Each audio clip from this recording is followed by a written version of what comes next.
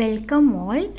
Already இந்த netted blouse வந்து எப்படி டிசைன் பண்ணேன் அப்படின்னு, பேக் நெக் எப்படி டிசைன் பண்ணேன், நெட் எப்படி அட்டாச் பண்ணேன்ற வீடியோ போட்டிருக்கேன். அதோட லிங்க் நான் உங்களுக்கு இந்த வீடியோவுடைய டெஸ்கிரிப்ஷன்லையும் கமெண்ட் செக்ஷனில் வந்து பின் பண்ணி வைக்கிறேன். நீங்கள் அந்த வீடியோ செக் பண்ணிடுங்க. இந்த வீடியோவில் இந்த நெட்டு நம்ம அட்டாச் பண்ணிவிட்டு அதுக்கப்புறம் அதை வந்து எப்படி ரிமூவ் பண்ணி அதை வந்து பேக் சைடை வந்து எப்படி நெக் வந்து ரெடி பண்ணுறதுன்றதை பார்க்கலாம்.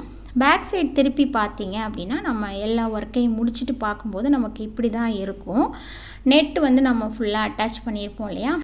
ஸோ அதோட அளவு வந்து பேக் சைடுக்கு தேவையான அளவு தான் அட்டாச் பண்ணியிருப்போம். நான் 50 பாயிண்ட் வந்து அட்டாச் பண்ணியிருக்கேன். ஸோ கரெக்டாக எக்ஸாக்டாக நமக்கு வந்து அந்த ஃப்ரேம்க்குங்கும் போது கொஞ்சம் எக்ஸஸாக தான் வாங்கி அட்டாச் பண்ணுற மாதிரி இருக்கும்.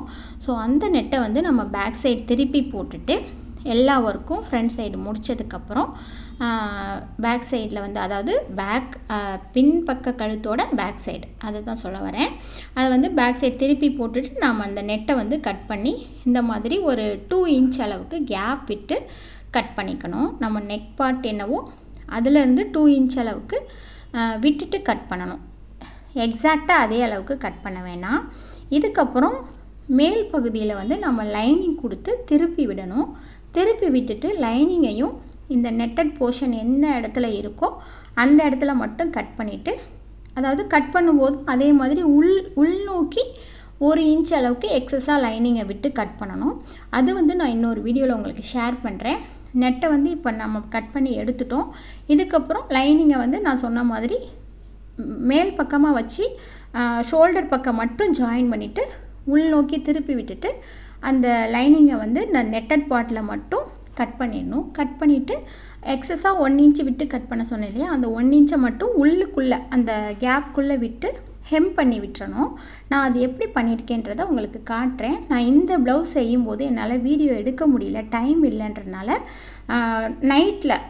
நைட் பண்ணிவிட்டு மார்னிங் கொடுக்குற மாதிரி இருந்தது. ஸோ அதனால் நான் வீடியோ எடுக்கலை.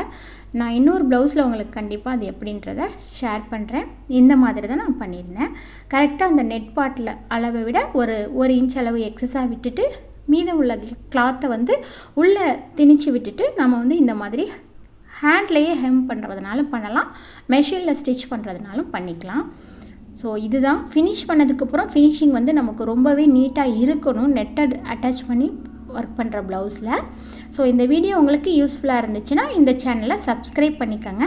நெட் வந்து எப்படி நம்ம நெட்டட் ப்ளவுஸில் லைனிங் அட்டாச் பண்ணுறது அப்படின்றது நான் உங்களுக்கு அடுத்தடுத்து வர வீடியோவில் உங்களுக்கு ஷேர் பண்ணுறேன்.